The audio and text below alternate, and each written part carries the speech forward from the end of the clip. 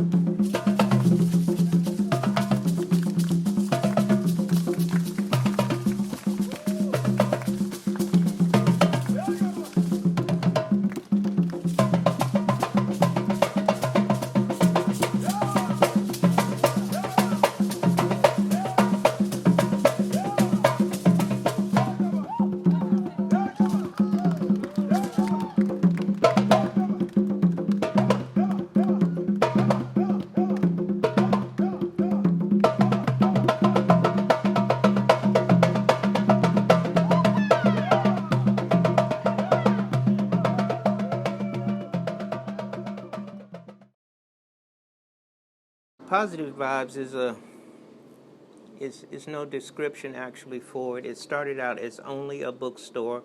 We quickly moved into other merchandise in order to make money because the books weren't quite doing it for us. So I have no description for the store other than we just call it a bookstore, art gallery / gift shop. And that's pretty much what Positive Vibes is. Okay. Inspiration was the lack of resources in the community for our people. A young man asked me to join the Rites of Passage movement, where we studied and mentored young African American males and brought them into manhood. We also had to find a lot of books to study in order to do that. So that's when I began to sell books out of the car, and then went on to festivals, and then went into other stores, and then finally landing our own store. We sold books out of the trunk of our car at meetings and everything. We sold books on our government job. Anywhere we could sell books, we sold books. What was that like?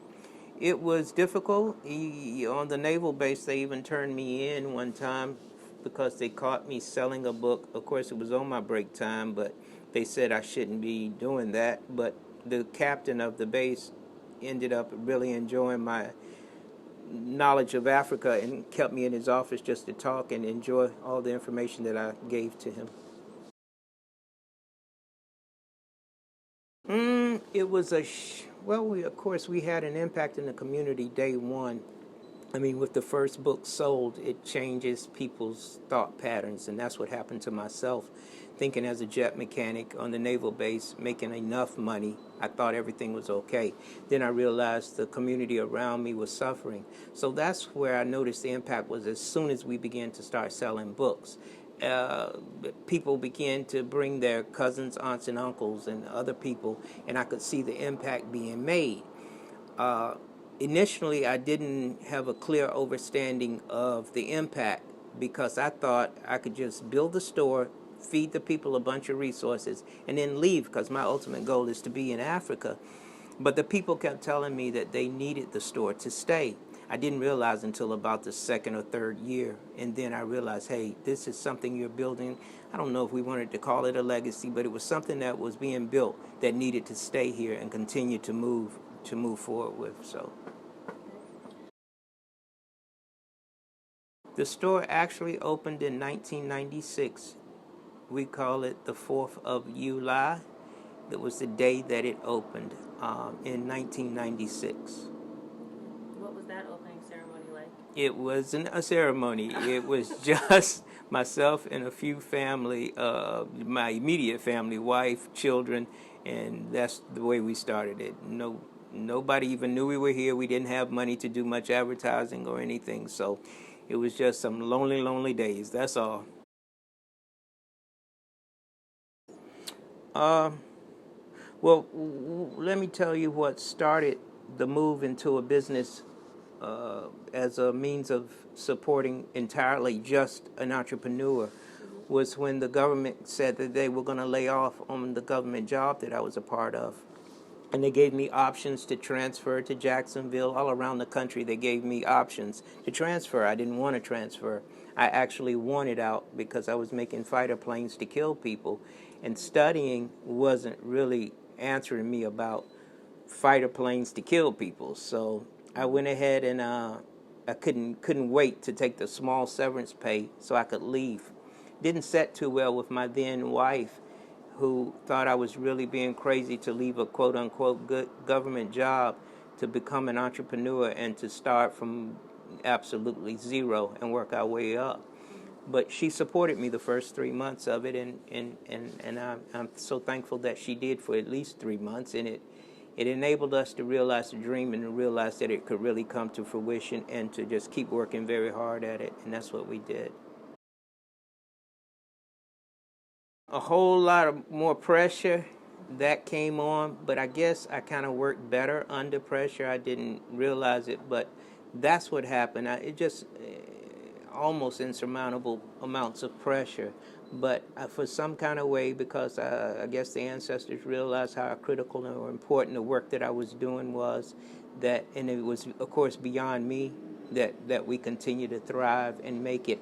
All I needed was 3 months. Once after the third month, I actually saw it wasn't enough money to pay the rent or do anything, but I began to realize that there was a way we could make it, and it just meant that I was going to have to be very, very creative. And when I say I'm always referring to I and I, because I did nothing by myself, so everyone moved with me. It may have only been one person or two people, but I didn't accomplish anything by myself.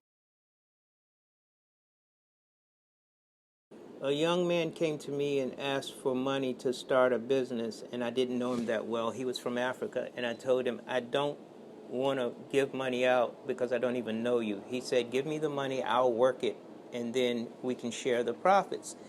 I still didn't agree. But anyway, he went and found a spot in Military Circle Mall and told me to, it was right next door to Macy's at that time, 20 years ago. And he said, please go check it out and see if you want to join me. I really want to move forward. So I went, I checked it out. I told him I don't like the idea. It was an African store there previously that didn't make it. And I told him I didn't like it. However, I was going to join him. So he and I joined in a partnership, and we built that store in 1999 or 2000, and that was something that we started spreading out with. We went to almost every mall. Military was so successful that we went to Lynn Haven, we went to Greenbrier, we went to Chesapeake Square Mall. All those stores we had to end up closing. But anyway, we stayed in Military Circle, quote-unquote, Black Mall. We made it there. We've grown in that store like from 0,000 feet to 100,000 square feet now. It's really grown, and it's really fun, and it's a beautiful thing to see the community supporting. Moving forward was my last goal, and that was the Welcome Center in Senegal, West Africa, to build. I've been accumulating land, I've been accumulating wealth to handle that project. Hopefully, 2022, I would estimate. I hope that we could break ground on it in 2022. I haven't traveled in a while to Senegal, but soon I'll be there and manifesting. Yes, it did change the way that we interacted with customers. At one point, of course, I sent all our staff home. I didn't want anyone to be vulnerable to the infection or virus. So I went ahead and worked it all myself for just about 3 months, and it was the hardest 3 months of my life. Locking the door, running back to the register, doing drive-bys, let the customers drive by, and I was delivering outside. I had one or two customers inside. But anyway, it led to, it was well worth the labor because it led to us expanding our business. And it was a great thing to see the majority of everybody coming to our store for health products. So that was the coolest part about it. Our people were trying to get healthy and stay healthy. So that made a huge impact on the community, and I was so happy that we were able to do it. Even our suppliers who give us the health products, they were amazed at the way we were selling it, and they were saying like, wow, you're doing a service.